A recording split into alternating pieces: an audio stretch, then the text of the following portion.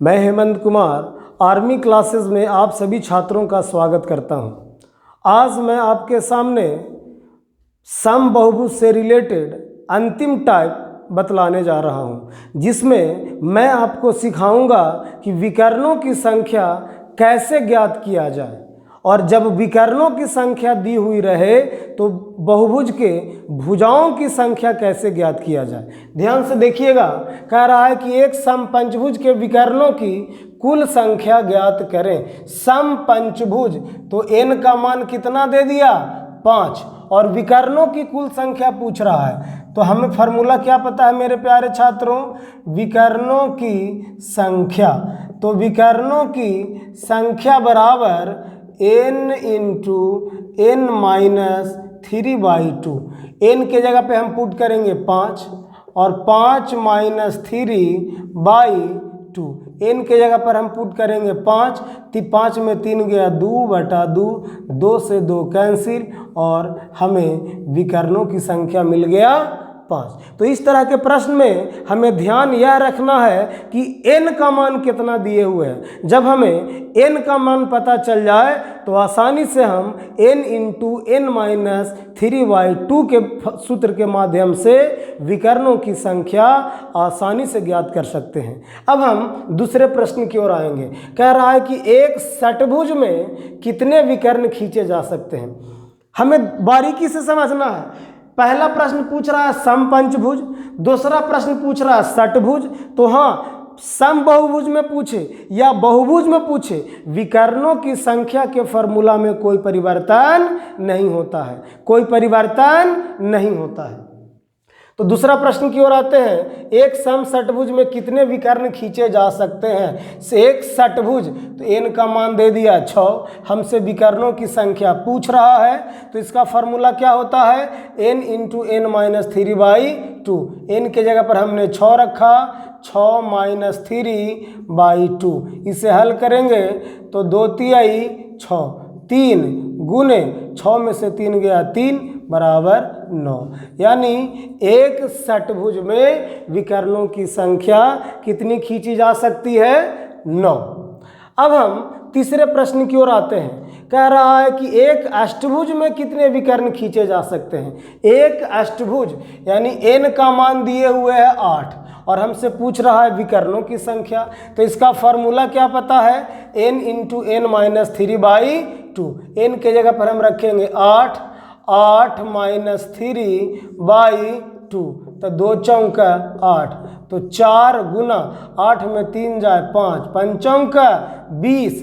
यानी एक अष्टभुज में विकर्णों की संख्या कितना, 20।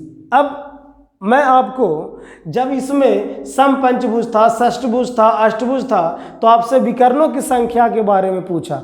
अब विकर्णों की संख्या दी रहेगा और हमें भुजाओं की संख्या ज्ञात करना है। तो इस तरह का भी प्रश्न सेट में आते रहता है।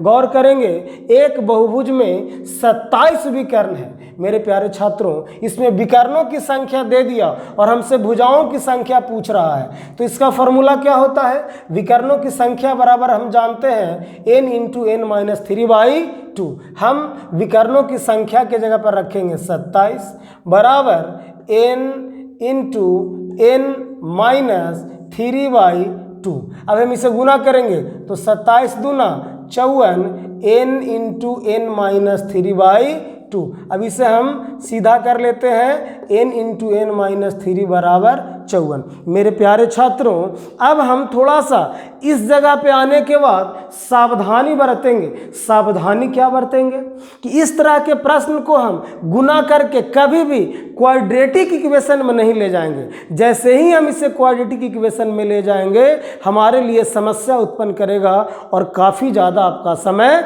नुकसान हो जाता है। तो हमें समय बचाना कैसे है, तो हम देख रहे हैं कि इस प्रश्न में ऑप्शन तो जरूर दिया हुआ रहेगा। तो हम करेंगे क्या कि n के जगह पर हम वैल्यू पुट करेंगे और n के जिस मान के लिए हम LHS में रखेंगे और जिस मान के लिए RHS के बराबर आ जाए, n का जो है वही मान भुजाओं की संख्या को निरूपित करेगा। तो हम रखते हैं n बराबर 9।